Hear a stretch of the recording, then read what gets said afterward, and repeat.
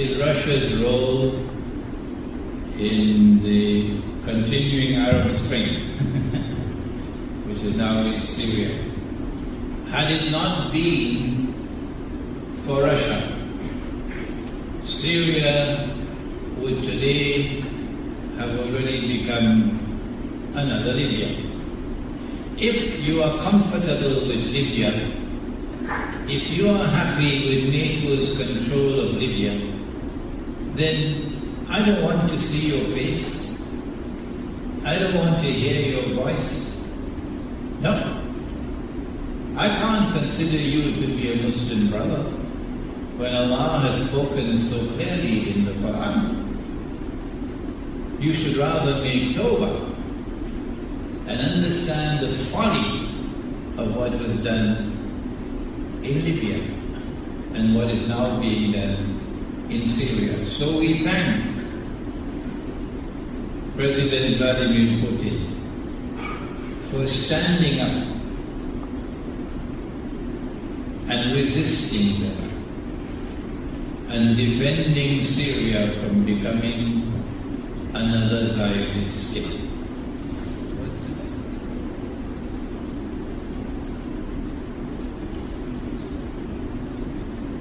The question pertains to Iran's support for President Bashar al-Assad and his regime. The strategy of the Zionists is to provoke civil war in Islam. Shia, Sunni civil war. And I have mentioned the Salafis so many times in my talk because they are the drum beaters for Shia Sunni civil war. The foolish drum beaters for Shia Sunni civil war. If Shia Sunni civil war were to envelop the world of Islam today, the major beneficiary would be Israel. And we would look like fools to the rest of the world who sympathize with Islam.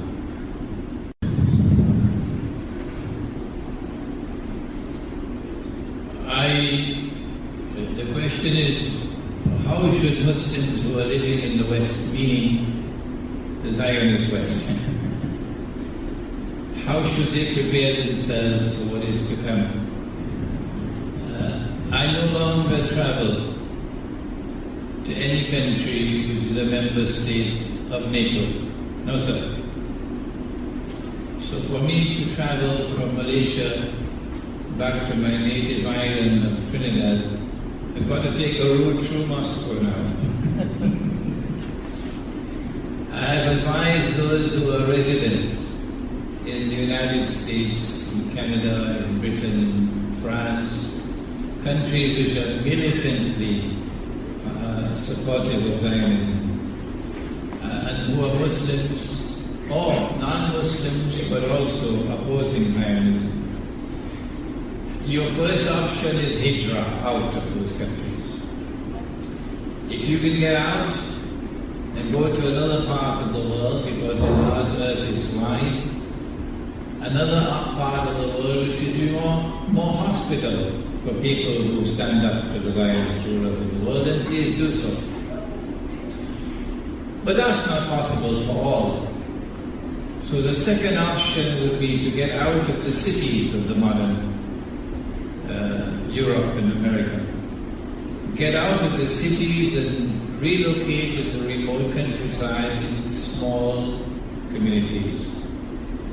This is the message that comes out of which surah of the Quran? Suratul Kahf of the Quran. Suratul Kahf of the Quran.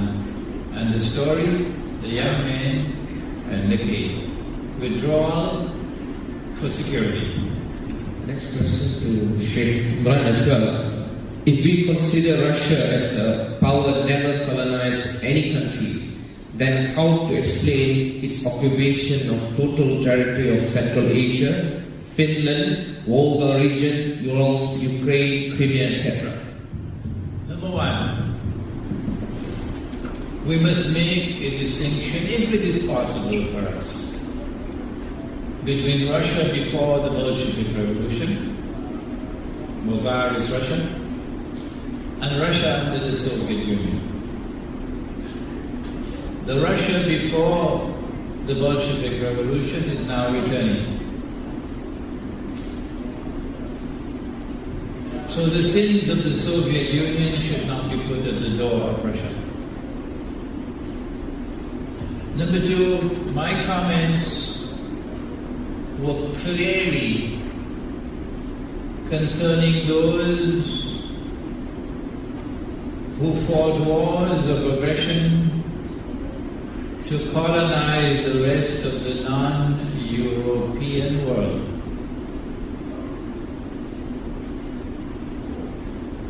To then exploit and bleed them the way Holland bled in Worosia for 350 years, sucking the blood of the people so you can travel first class.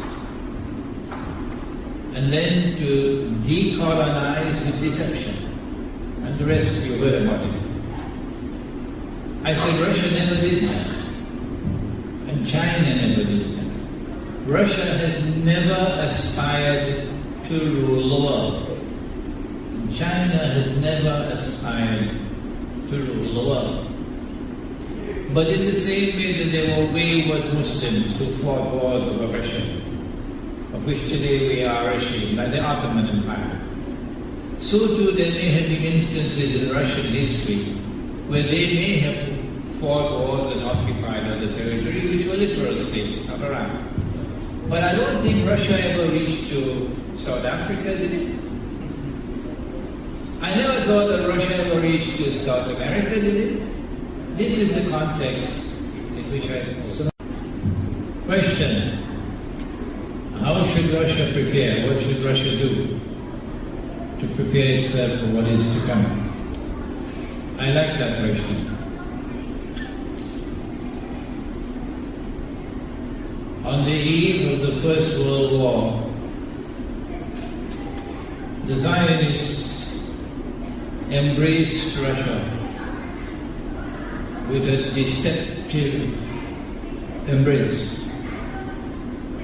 In 1907, Britain and France mysteriously reached out to Russia to embrace her in an alliance. Wow. And then they added sugar to the alliance by promising Russia, since the Ottoman Empire was now viewed as the sixth man of Europe and about to collapse, then we offer you Constantinople. And Russia was delighted with that offer to get back Constantinople. And Britain and France taking the offer, putting it down in the treaty. But it was deception. At the same time that they were embracing Russia to the front door, they were preparing to stab Russia in the back through the back door. And so when the Russian troops were an arm's length from Constantinople in 1917, they then triggered off their plan, their false flag like 9/11, the Bolshevik Revolution, which was planned by Russian Jews, financed by Wall Street, supported by the American regime and the British. And the first thing that the Bolsheviks did was to take Russia out of the war. And so the Russian troops could not advance to Constantinople. They planned the Bolshevik Revolution at that particular moment to deny Russia Constantinople. But that was not the only plan. The Bolshevik Revolution then went on in 1922 to create the Soviet Union. And as I said earlier, the Soviet Union came into being with a master plan. That plan included an economic theory which in many respects was had a lot of merit in it. The chief architect of the Bretton Woods Accord, for example, the American delegate White, was always in praise of the socialist economy. But the master plan was for the Soviet Union to do the dirty work of suppressing and subduing and seeking to destroy the eastern branch of the Christian Church, Orthodox Christianity. And secondly, to facilitate the movement of all the European Jews of Eastern Europe and Russia to Israel. And so Russia today has to be very careful. Epistemology is that branch of knowledge which studies knowledge.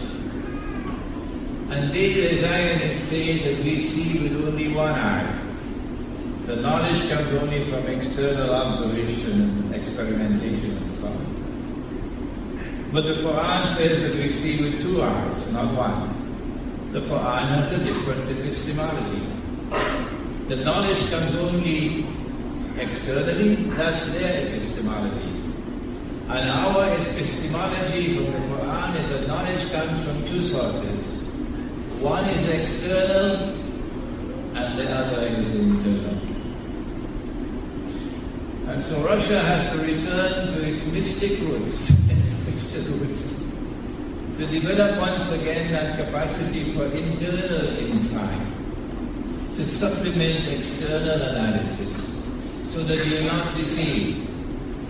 A second example of more recent is, and we must make mention of it publicly, is the vote of the Security Council on Libya to establish a no-fly zone over Libya.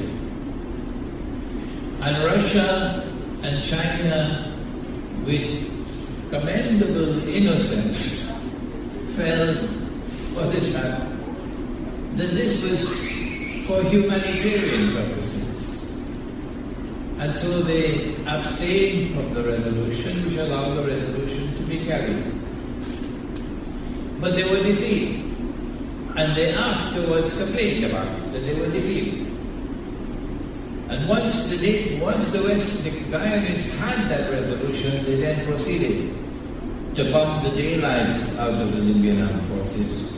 And so the Salafis were able to take over Libya with the help of their NATO Zionist friends. At this moment in time, the question is very important.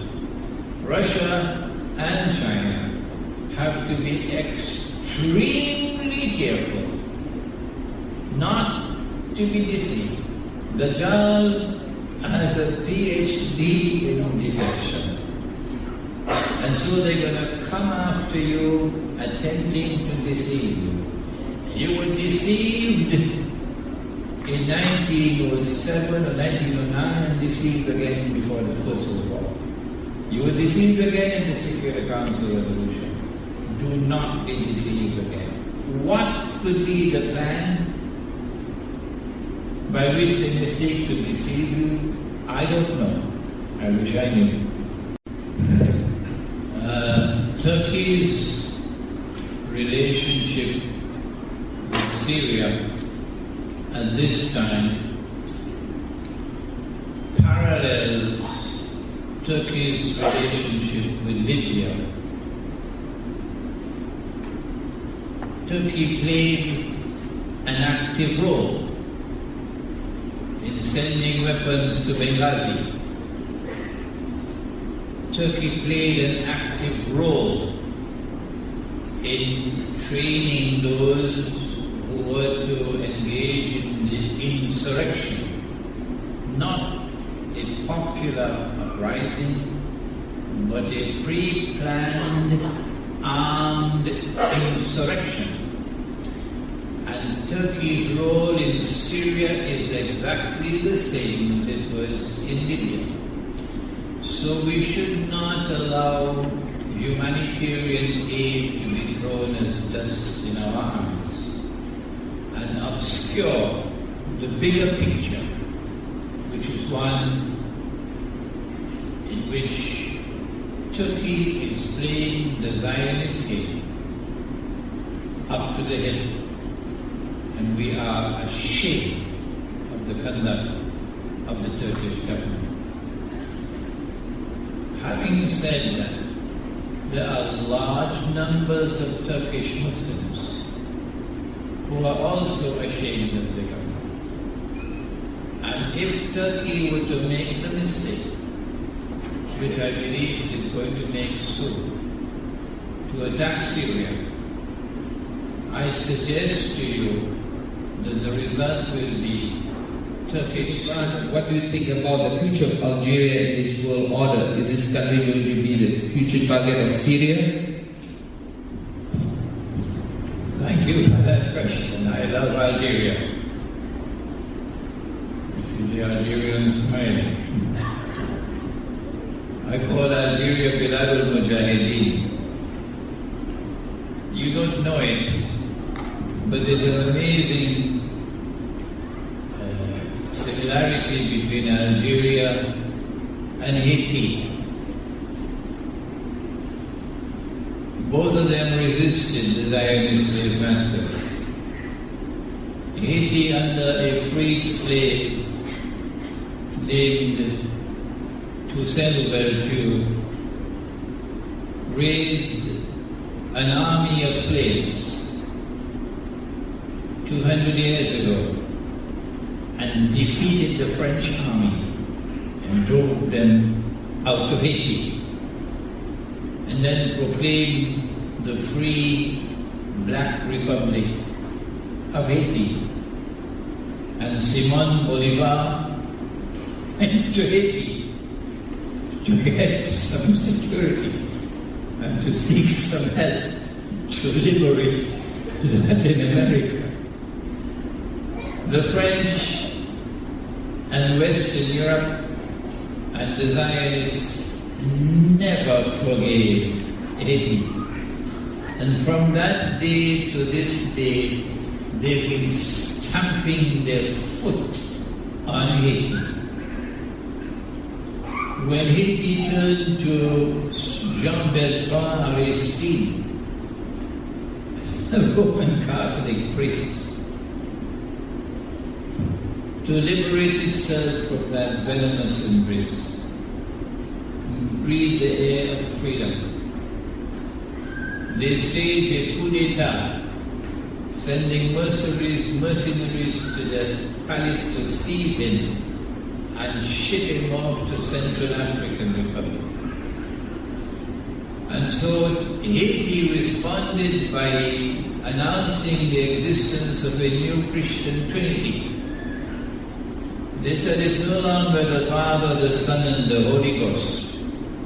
It's now the Father, the Son, and the CIA. And the punishment of Haiti continues to this day. Algeria is similar to Haiti, because your fathers and your grandfathers waged a courageous war against France and beat them until eventually France had to withdraw, but never to forgive. Never to forgive. And so watch it. They're coming after you in Algeria. What happened in the south of Algeria at the oil complex appears to me to have been a first trial shot. They did not expect the Algerian armed forces to respond as rapidly, as forcefully, and as successfully as they did, and to stamp it out. But they're going to come after you again. I hope and pray that Algeria will be able to survive, and there will be many Algerian mujahideen who will join the army that will conquer Constantinople. Last question to Sheikh Imran. Comment on the current policies of the Muslim world, i.e. OIC, in regards to the role of Russia and China in changing the order. It is a pity that Iran continues to remain a member of the OIC. It's a pity that Syria could not see what Syria now sees and has not withdrawn from the OIC, which is just an old boys club controlled by Saudi Arabia and the Zionists. There was only one moment in the history of the OIC when there was hope. When the war of 1973 took place,